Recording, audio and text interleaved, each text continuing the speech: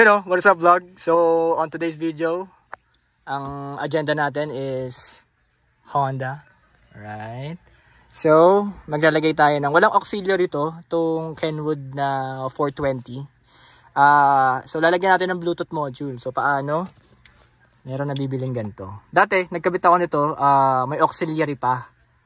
Tapos, nagpalit din siya ng radyo, pero mas maganda pa rin tumugtog to. I don't know kung agree kayo. Pero yun. So, today, maglalagay tayo niyang Bluetooth module na yan dito on this specific radio. So, pakita ko sa inyo kung paano kakalasin. So, first things first, syempre nakaka-intimidate, no? Walang basag, unang-una. Yan pala si Sir, bago na yung kotse niya. Hindi siya nakasentra. Ayun, nakaka-intimidate, no? So, may dalawang screw lang to dito, parang B13. 1, 2. Tapos, pwede na siyang kalasin. So, yun. Camera guy ka muna, brotherhood. So, caught on the act to. Paglabasag ko to. Sir, ano na lang? CF na lang. May warranty to. May warranty. Ano to? May insurance to. Ano? Ano? Pasok sa insurance. Pwede makapag-claim. May video. Okay, so... merong... ito kaya gamitin ko. Dito na lang muna. Patay tayo dyan. So, sinisikwat lang din siya. Sirani ko ka talaga. Ayan. Okay. Tapos...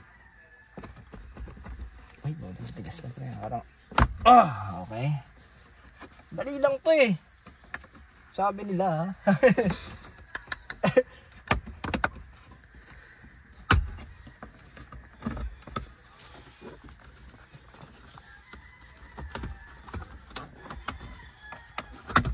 Yun! So, yun, no? So, yan. Tatanggalin na natin yan. 4 screws, Phillips screws. Pero G's din ang ulo niya. Pero matigas sa ulo ko yun. Ano lang ako, screw lang ako. Ganda ng ano, no? Ganda ng CRV, no? Ergonomic. Dalawa kami dito, guys. Komportable kami. Pwede pa nga ako dito, eh. Shoulders to shoulders kami. pwede pa ako dyan. Okay. So, wag nyo lang wawa. Napalitan na. Napalitan na yung screw. Oo, ano. Ano na eh. Pang valve cover na. Diragayin sa valve cover, pre. Oo nga, no. Yung may nut. Tapos Tapos ano. Ganyan yan, pre. Phillips. Oh, tapos may nut. May ano pa. Yung washer Ano pa. talaga yung ano na Ay, may... aircraft maintenance talaga. Alam mo bakit? Nagwa-washer eh. Nag-washer. Oo, Hindi diba? diretsong... Hindi diretsong... Ako, diretso lang ako niyan. Diretsong bolt na kagad. Diretsong bolt na yan. Wala man ng lock washer or washer, eh, di ba? Radyo lang naman yan eh. Hindi naman naaalog yan. Hindi mo guys. tatanggal yan. Pero Safety nga. safety nga yan. Diyan pa nga ako nagga-ground eh. Talagang repair ako ng radyo. Yan yung ground ko. Okay. After nyan, bubungan sa atin ng uncut to, guys. Yan. Urig lahat oh. Urig pati yung dumi. Urig lahat, pre. Yung dumi 90s. Ano nakalagay? Control lang. Ayan oh. Isa lang. Date check. November, ano yan? Ano to? 6-3, June 3 ng ano yan, 12? 02? Huh? Parang 02. Anong 02? 2002. Okay. Dumi check. Oo. Madumi nga. Dumi check. Solid nga. So, eto na. Dito na mapasok yung ating Module. saan yung module natin? Ito. Kitang-kita sa ano, camera, no? Netoy nawawala bigla yung ano. Okay, so sasalpak lang natin to. Ano ba tawag dito? Sa PC din, ganito dati yung mga mouse yung keyboard eh. Parang PS2. PS2, yun, tama. Yan, malaking PS2 lang siya. Tapos, itatap natin to dito, pre. Siyempre magtatap ako dito, tama na. Hindi pwede, hindi.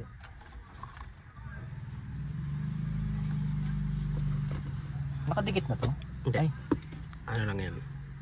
Hindi, dito lang ako mag-ano para mas malinis. Oo, pwede rin. Ito kasi ito pag ito malayo eh. Oo, layo, pero gusto ko dito lang. Tapos, Oo. Diyan na lang siya. Diyan lang. I-splice tayo. Cut mo na. Kuha mo na ako na.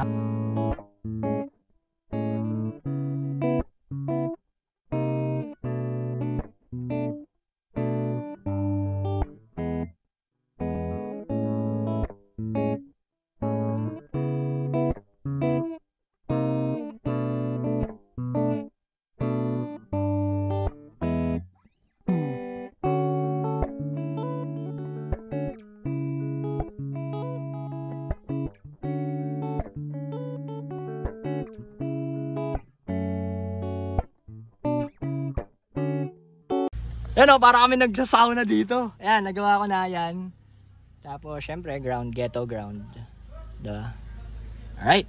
So, pwede natin balik yan. So, pe-play natin. Mapakita ko sa inyo paano siya i-jump sa kung paano siya i-play yung Bluetooth module mismo dito sa mismong radyo na Kenwood na old school. Orig Honda to, guys. Yan nga, start. Siyempre, start muna natin. Yan, start mo nga, bro. Yan, yan na siya. Sige, start mo na yung makina.